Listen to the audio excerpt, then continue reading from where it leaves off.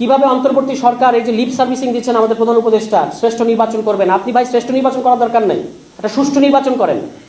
সুষ্ঠু নির্বাচনে পরিবেশিত দেখতে পাচ্ছি না। ৬৭% নির্বাচনী কেন্দ্র, ভোট কেন্দ্র ঝুঁকিপূর্ণ। ৬৭%। যদি ২০% ঝুঁকিপূর্ণ থাকতো, যদি 25% ঝুঁকিপূর্ণ থাকতো, বুঝতাম যে এগুলো ঠিক করা যাবে। একটা দেশের ২৮,০০০ ভোট কেন্দ্রের মধ্যে যদি ৬৭% ভোট কেন্দ্র যদি ঝুঁকিপূর্ণ থাকে, কিভাবে নির্বাচনী পরিবেশ তৈরি হবে? আমি নিজে একজন সম্ভাব্য প্রার্থী হিসেবে আমি নির্বাচন করতে চাই। আমি তো আস্থাহীনতায় ভুগছি। একজন ক্যান্ডিডেটকে তো ইতিমধ্যে গুলি করা হয়েছে, তিনি গুলিবিদ্ধ হয়েছেন। তাহলে জনগণ কিভাবে আস্থা পাবে? কিভাবে অন্তর্বর্তী সরকার এই যে লিপ সার্ভিসিং দিচ্ছেন আমাদের প্রধান উপদেষ্টা, শ্রেষ্ঠ নির্বাচন করবেন। আপনি ভাই শ্রেষ্ঠ নির্বাচন করার দরকার নেই, একটা সুষ্ঠু নির্বাচন করেন। সুষ্ঠু নির্বাচনে পরিবেশিত দেখতে পাচ্ছি না। যতই দিন যাচ্ছে আমাদের মধ্যে এই বিশ্বাস দৃঢ় থেকে দৃঢ়তর হচ্ছে।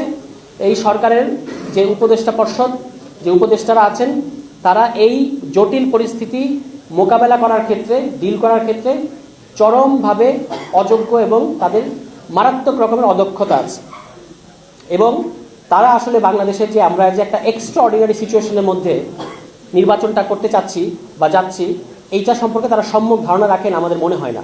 আমরা এটা সংবাদ সম্মেলন করে বলেছি যে সরকার কিন্তু জনগণের সাথে, আমাদের সাথে একটা সাপ লুডো খেলা শুরু করেছে। আমাদের মধ্যে একটা চরম আস্থাহীনতার তৈরি করেছেন, একটা অনিশ্চিত পরিবেশ তৈরি করেছেন সারা দেশ জুড়ে। এই কারণে এই সরকারকে আগামী যে সময়টুকু আছে, যদি সুষ্ঠু নির্বাচন চান, প্রথম কথা হচ্ছে জুলাই সনদের আইনি ভিত্তি তৈরি করার ব্যাপারে কোনো ধরনের গড়িমসি করা যাবে না। জুলাই সনদের এখন একটা নির্বাচনী ডামাডোল আপনারা শুরু করে দিয়েছেন এবং আপনারা ভেবেছেন যে আমরা ভুলে যাব জুলাই সনদের ব্যাপারে। না, আমরা অন্তত জাতীয় নাগরিক পার্টি, আমাদের শহীদ পরিবাররা গতকালকে এখানে এসেছেন, তারা বলেছেন যে জুলাই সনদের আইনি ভিত্তি ছাড়া কোনো ধরনের নির্বাচনী পরিবেশ তৈরি হবে না। আমরা তাদের এই কথার সাথে একমত যে এই মাসের মধ্যেই জুলাই সনদ বাস্তবায়ন আদেশ জারি করতে হবে। এটা যদি এই সরকার না করে, এবং না করে যদি তড়িঘড়ি কোনো দলের চাপে যদি তারা তফসিল ঘোষণার দিকে চলে যায়, তাহলে কিন্তু বাংলাদেশে সুষ্ঠু এবং অংশগ্রহণমূলক নির্বাচনের পরিবেশ তৈরি হবে না।